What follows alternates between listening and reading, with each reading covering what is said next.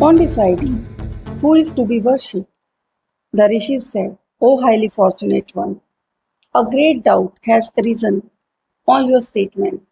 This is explained by all the wise men, as written in Vedas, Puranas, and other Shastras, that Brahma, Vishnu, and Maheshwara, these three devas, are eternal. None is superior to them. In this Brahmand, Brahma creates all the beings, Vishnu preserves, and Maheshwara destroys all in due time. These are the causes of creation, preservation, and destruction. The Trinity, Brahma, Vishnu, and Maheshwara, are really one form, indeed. Trinity in unity and unity in Trinity.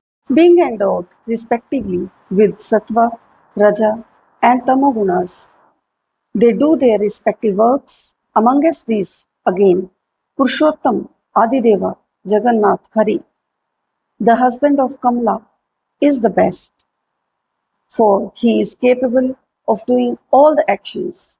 No other than the Vishnu of unrevealed powers is so capable.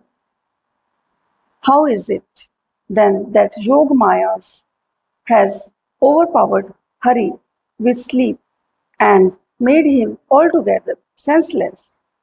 O highly fortunate one, whither did then go that extraordinary self-knowledge and power, etc., of Hari while alive?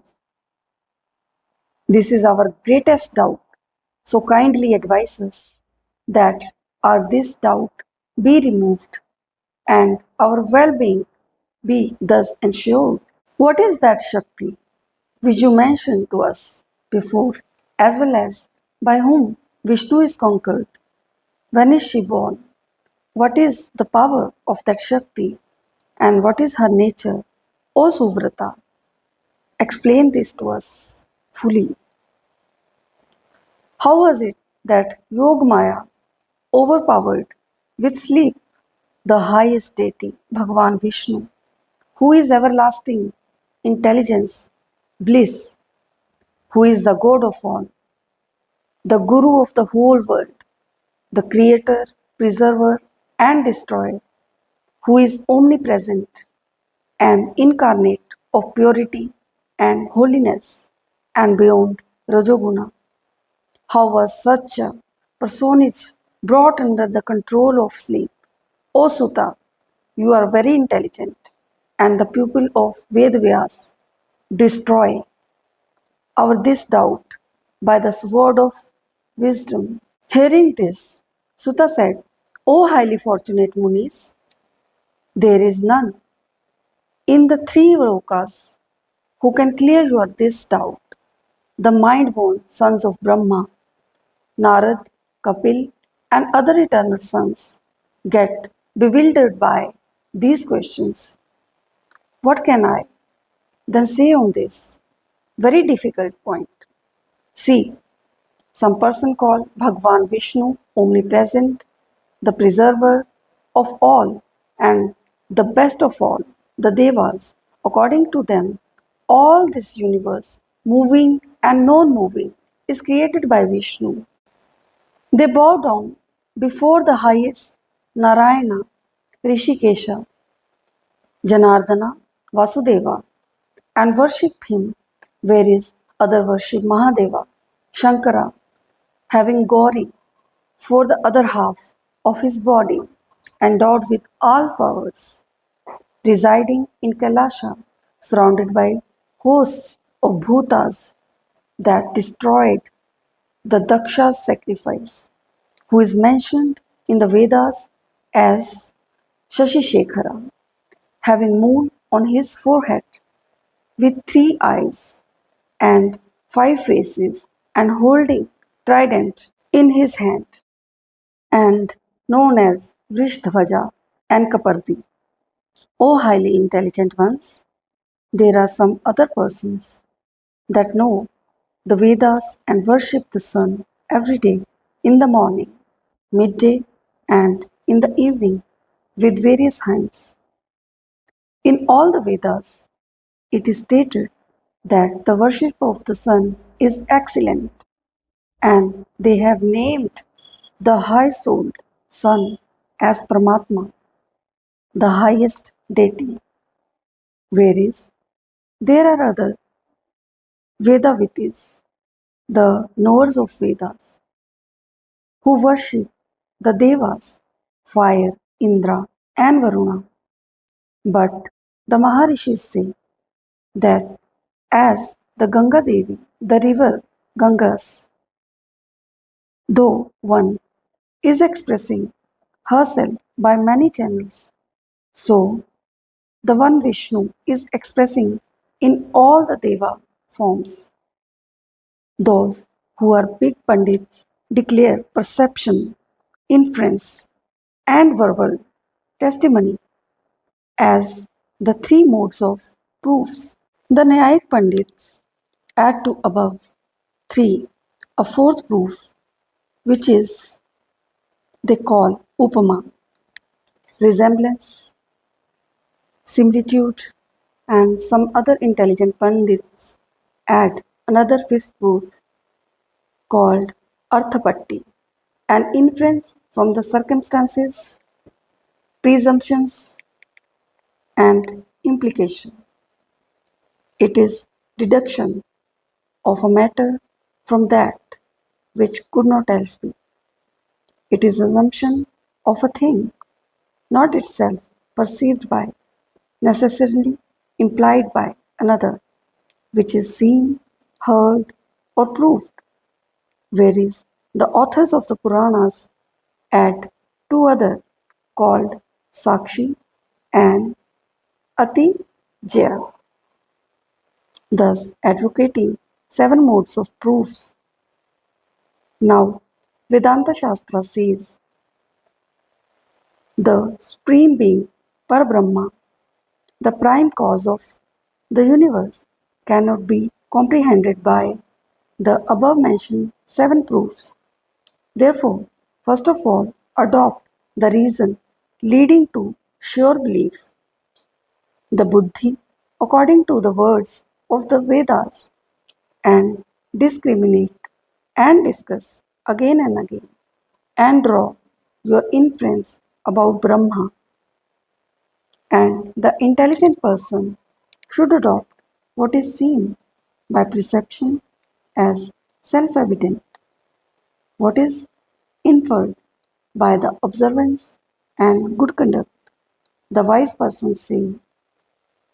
And it is also stated in Puranas that the prime force is present in Brahma as the creative force, is present in Rudra as the destructive force, is present in Hara as preservative force, is present in Kurma, tortoise, and in Ananta, the thousand-headed snake, as the earth supporting force, is present in fire as the burning force, is present in air as the moving force, and so is present everywhere in various manifestations of forces. In this whole universe, whoever is, he may be, all are incapable of any action if he be deprived of this force. What more than this? If Shiva be deprived of Kula Kundalini Shakti, he becomes a lifeless corpse. O great ascetic rishis, she is present everywhere. Thus, in everything in this universe, from the highest Brahma to the lowermost blade of the grass, all moving and non moving things, verily everything becomes quite inert if deprived of force, whether in conquering one's enemies or in going from one place to another or in eating. One finds oneself quite incapable if deprived of force. Thus, the omnipresent Shakti, the wise call by the name of Brahma. Those who are verily intelligent should always worship her in various ways and determine thoroughly the reality of her by every means. In Vishnu, there is Satviki Shakti. Then he can preserve, otherwise, he is quite useless.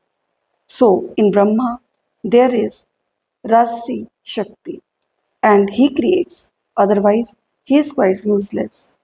In Shiva, there is Tamsi Shakti, and he destroys, else, he is quite useless. Thus, arguing again and again in one's mind, everyone should come to know that the highest Adya Shakti, by her mere will create and preserves this universe, and she, it is who destroys again in time the whole Brahmanda, moving and non moving.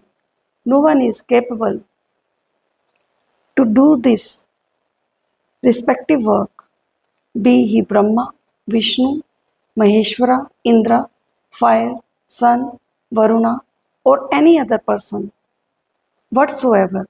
Verily, all devas perform the respective actions by the use of this Adya Shakti, that the Shakti is present in cause and effect and is doing every action can be witnessed vividly.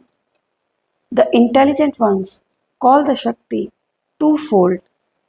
One is Saguna and other is Nirguna. The people attached to the senses and the objects worship the Saguna aspect, and those who are not so attached worship the Nirguna aspect. That conscious Shakti is the lady of the fourfold aims of the life: religion, wealth, desire, and liberation. When she is worshipped according to due rules, she awards all sort of desires. The worldly persons, charmed by the Maya of this world, do not know her at all. Some persons know a little and charm others, whereas some stupid and dull-deaded pandits, impelled by curly, start sects of heretics, pasandas, for the sustenance of their own bellies. O highly fortunate Munis, in no other yugas were found acts as prevalent in this Kali Yuga, based on various different opinions and altogether beyond the pale of the Vedic injunctions. Behold again, if Brahma, Vishnu, and Mahesha be the supreme deities, then why do these three devas meditate? And another one, beyond speech, beyond mind, and practice for years hard austerities, and they do their perform yajnas, sacrifices, for their success in creation, preservation, and destruction. They know verily the highest supreme being, Brahmani Devi Shakti, eternal, constant, and therefore they meditate her always in their mind. Therefore, the wise man, knowing this firmly, should sever in every way the highest Shakti. O Munis, this is the settled conclusion of all the Shastras. I have heard of this great hidden secret from Bhagwan Krishna Dvapyan. He heard it from Narad, and Narad heard it from his own father, Brahma. Brahma heard this from Vishnu. O Munis, it is well that the wise even should not hear or think anything to the contrary from the other sources. They should with their concentrated heart serve the Brahma Sanatani Shakti. It is clearly witnessed in this world that if there be any substance wherein this conscious Shakti doesn't exist, that becomes inert, quite useless for any purpose. So, know this fully that it is the highest Divine Mother of the universe that is playing here, residing in every being and everything. Thus ends the 8th chapter of the first skanda on deciding who is to be worshipped in the Mahapurana Srimad Devi Bhagvatam of 18,000 verses by Maharishi Vedvyas.